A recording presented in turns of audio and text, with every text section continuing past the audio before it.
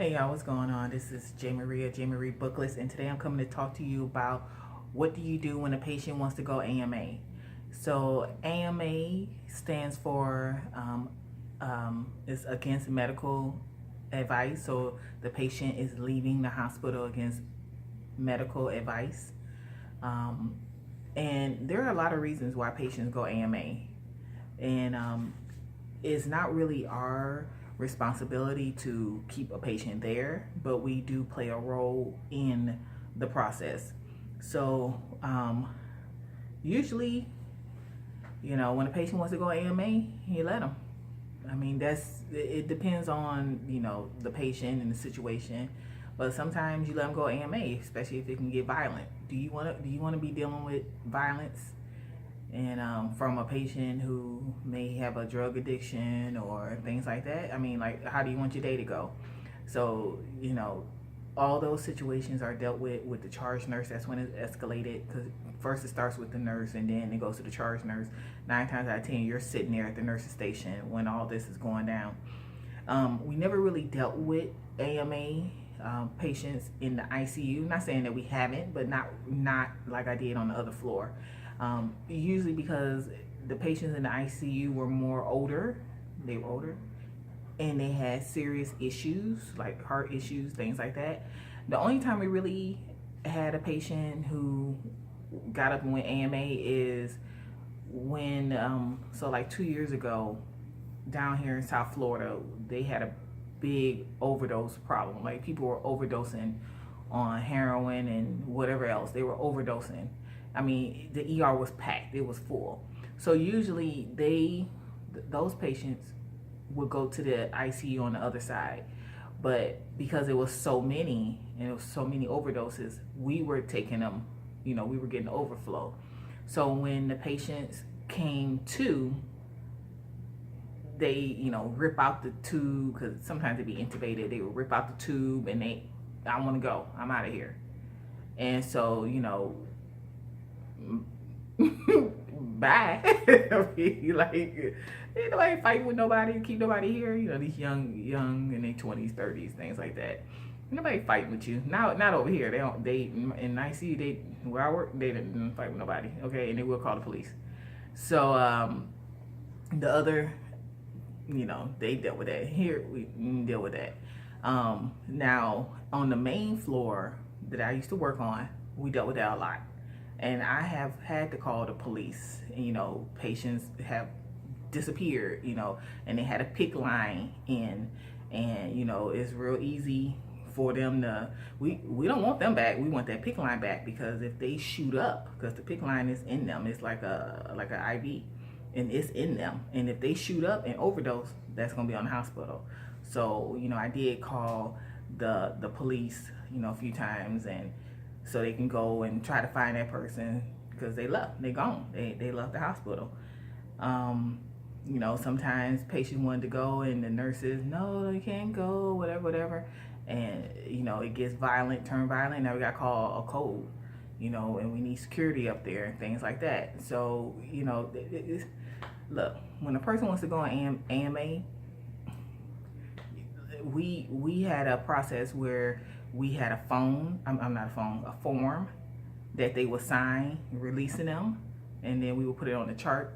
And so I used to always get it when they be at the nurse's station acting a fool. I would just give it and slide it to the charge nurse, like, look, okay, like, I mean, you do what you got to do, but I'm just saying, here's the form for them to sign and go, because this can go sideways, especially if they at the nurse station acting a fool.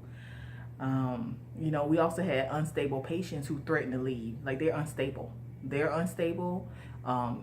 threatening to leave, or the family is not happy about what's going on.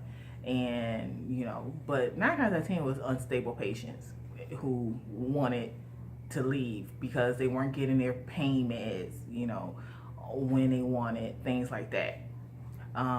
We also had nurses who beg the patients to stay. No, you can't leave, you gotta stay, you can't.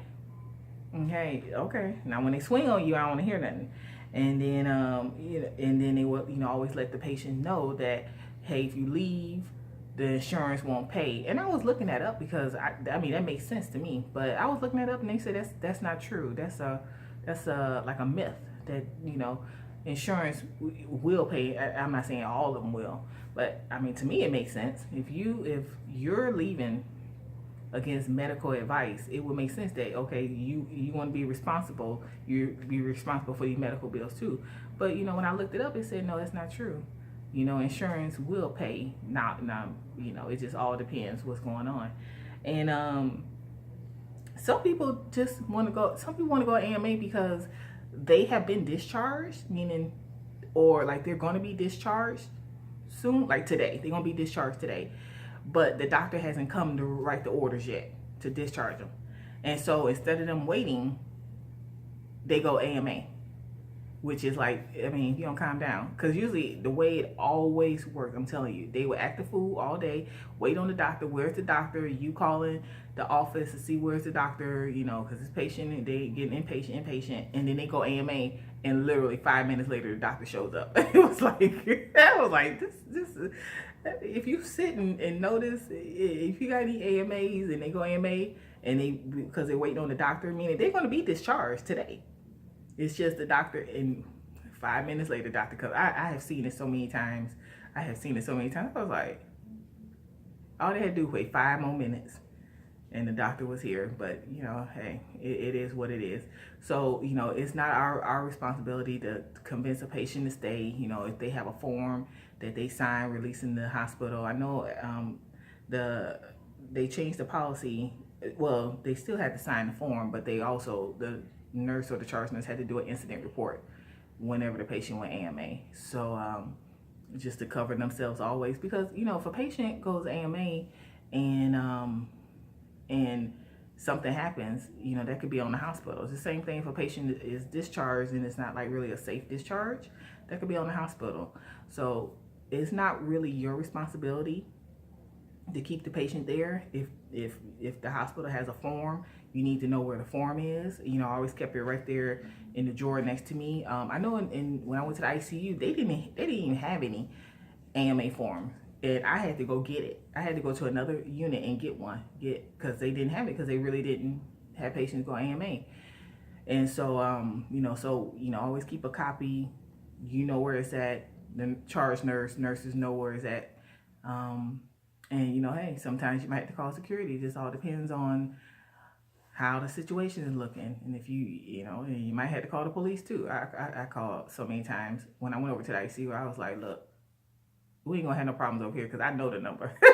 Okay, I know the number to security by heart and the police station. Don't play with me. I know the numbers. So we ain't gonna have no problems over here. And we didn't. Like I said, we really didn't have too many people going AMA. But the only reason really in ICU was because the overdoses and they want to go, or people just being impatient and not waiting for the doctor. But that's all I got for you today. And if you got any comments, you can put them below. Don't forget to like the video and subscribe to the channel. And you can also visit me on my blog. It's jmariebooklist.com. That's where I talk about being a health unit coordinator. And I'll talk to you later. Bye.